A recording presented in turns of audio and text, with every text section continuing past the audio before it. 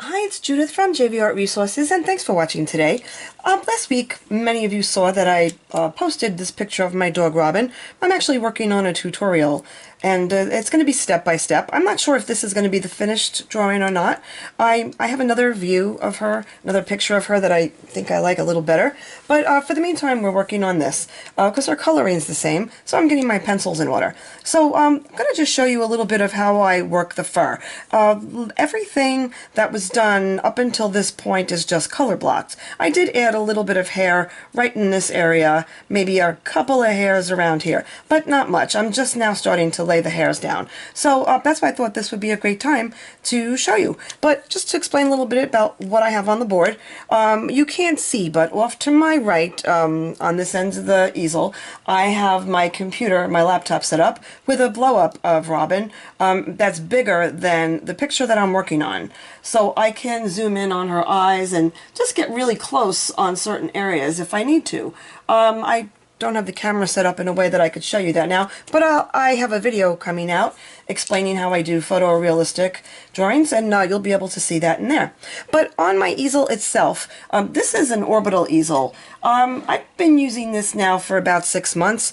I do really like it a lot. I do switch occasionally to my slant board, and then I find myself going back to this because it does spin. And what I like about that is if I'm working on some hairs, you always have to follow the way the hair grows. You could get into some weird positions. This way I can just turn it and it makes it much easier. And I really like that. So it is a lot bigger than I'm used to working on, and I don't like that a lot of my supplies are behind the easel, so I had to work in a different way. But it's actually working out quite well. So with the size of the easel, I have my color chart here, to which I write down the brand and then a little color swatch. Because this is for a tutorial, I don't want to mess up and miss any important colors, but I do this normally anyway. It's just not as neat. I'm usually much sloppier with that. Then I have my value viewer here, and this is what I use on the drawing if I need to match up a color. You guys have seen that before from me. If not, you could watch my tip videos. I have 2 tip videos on YouTube that'll show you that. But it's just when you match up the hole against the color that you're trying to match up, and then match the pencil right next to the hole, and then put it near what you're trying to match and see if it works for you. And that's a really helpful way. Also, I like to use the JVArt manual sharpener. That's this right here. This is a great sharpener. I use it all the time, and that's what gives me these really wonderful points. They're extremely long and very, very sharp. Now, the problem with a very long, sharp point is if you apply a little too much pressure, it'll break. And I'm going to show you right now on this paper here. You hear that? It just snapped. Now, it's still long. It's still long, it's still pointy, it's still very usable. So in order to just smooth it back out again, I keep a little piece of sandpaper here. And now I can just smooth out my point. I don't have to stop to resharpen. Just takes the rough edges off. Or you can use one of these little sandpaper paddles that you get in graphite kits. These work just as well. But I like to have, since I have the big board, I like to have this taped on my board. So now I'm going to show you, I have my drawing on the computer in the background. And then I have, I'm sorry, I wanted to show you here, the drawing of Robin right here. This is just a copy. It's a little blurry, but I'm not really using that for the detail as much as color placement in comparison to this. So now, we'll zoom in a little. Let's see, I want to get as close as I can without it being blurry. And now what I'm going to show you is I like to use my Stabilo black pencil to bring those black parts really out. She has some black in here and black on the ears, and she has some in here as well. That's really very, very black. And you can see that this is really making it dark. I'm actually looking at the photograph on the computer. You can see it better than the photograph that's taped to my desk. The Stabilo does a really great job. Now you can see that black. She has some grays on her top of her forehead right here. So this is a dark gray. I'm going to start with the dark gray first.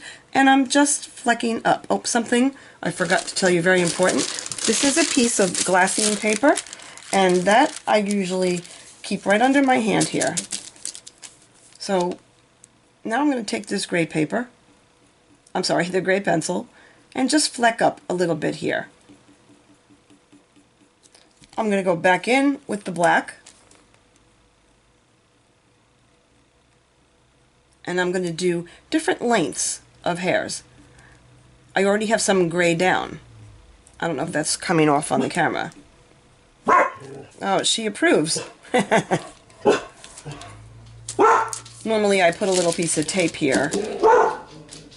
A couple of golds, because if you look at her fur in the picture, she has many different shades. And then there's a lighter gray there as well. So we're just going to hit it with a couple of light gray hairs. Now these are all going in the one direction, coming off of her muzzle, over her eye, kind of angling to the left.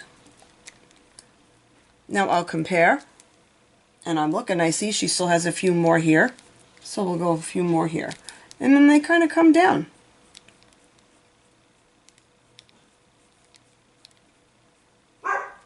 Just one at a time. I'll go back in with the dark. You might not see the dark. Then I'll go back in with the black.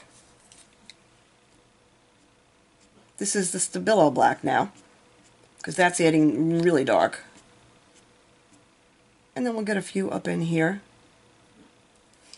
Now I'm going to take a few liberties with this because the way this little piece is sticking out here, I don't like the way it looks on here. So I'm going to add a few more hairs that are in the photograph, because I think it's just going to make it look like little tuft of hair sticking up. And you can see that already taking shape.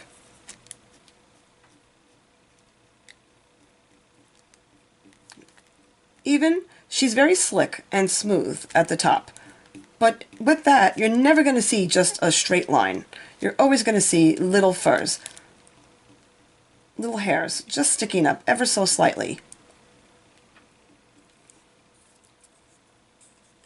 She has a couple of really blonde hairs, not many, above where this reddish part in her eye is. So we'll just put an occasional, one or two.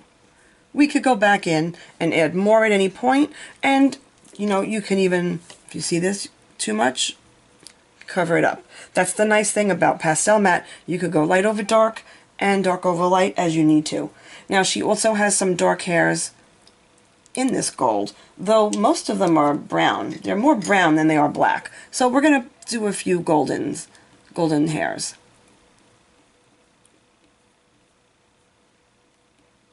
That's not quite dark enough. Let's see if we can find something a little bit darker. Okay, I think this is showing up a little bit better. And we only want a few. You want to work a few at a time. You don't want to get too carried away. Now we're going to work the darks in the other side. I'm constantly looking at the photo reference. I'm not looking at my picture yet that's taped to the board, because I can't see those little individual hairs on the picture. But that's just going to give me an overall appearance if the colors are in the right spot. But to really see the colors of her fur, I'm looking at the picture that's blown up on the computer, just out of sight. Now, on the right eye, she happens to have an area where there's a little bit of gray right in here. I'm going to lighten that up some.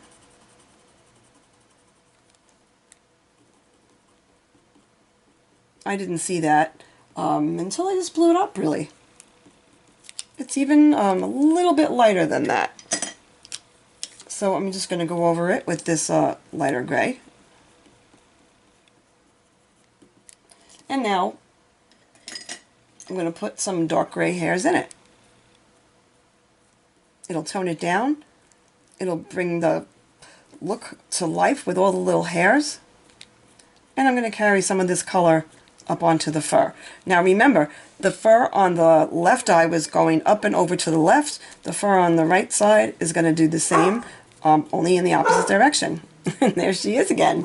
She's a very, very vocal dog. If there's a chipmunk in the yard, she will see it from the window and she will let him know that he is in her space.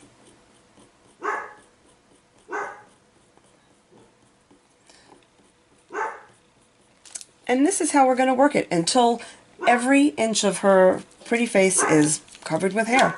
Now, the center part here is much darker. She has a dark patch right here. So we went over that with the dark, but now I'm going to need to continually work the hairs so they show. Going back and forth, going to the left, going to the right. They're just starting to come to now where you can see them. I don't know how it's showing up in the camera. I hope it's showing up as good as I think it is.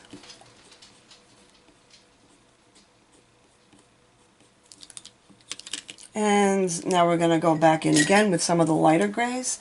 Right over here, she has a very light spot. So I'm just going to put a few more hairs in, a few more flecks up, which will also make that little dark piece really pop out. And she's got some more gray up here. And I actually see an area here that's a little grayer. It looks almost like a bit of a line. So now that I have the light pencil in hand, I'm going to put that in place. And then it comes down a little bit also. It comes down over here. Just drawing exactly what I see. Now, that line looks a little bit too straight, so I'll go back with the black and add some hairs to not make it look so perfectly straight.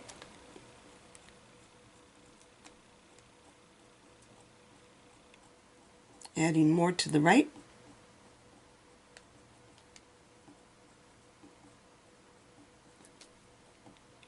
It's starting to really come to life now.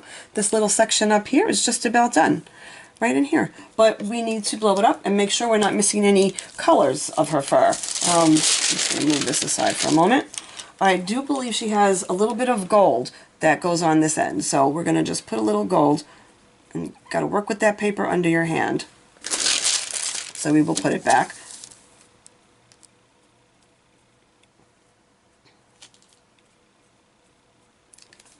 And we'll leave that for now. I'll take a look at that in a few minutes and see how that looks. In the meantime, we have to make this ear look like it's coming up. So we need to add some darker hairs going up. Because these hairs that are going to the right don't go over her ear. They do, but they kind of stop and then they go up. I think we're going to need the Stabilo pencil because it's darker. And if you just do that right in here, you can probably see it taking shape already. It looks like the ear is going up, as it is. And if that's too dark, you just go back in with your lighter pencil and add the hairs where you need to lighten it up. Adding a few light hairs here on the upper ear is not really changing the shape. It's still showing you that the hairs are going in that direction. So I think that's enough for now. I hope you found this useful and you get to see a little bit of how I start to fill in the hairs. I'm going to be working on this a little bit more, and when I come down to the muzzle, I will be doing another video on that, and then we'll do maybe a third one on her body, and we'll get the tutorial going. So thanks for watching. I really do hope you guys found this useful. As always, please don't hesitate to ask me any questions, comment on this video, like and share. Thank you very much, and I'll see you next time.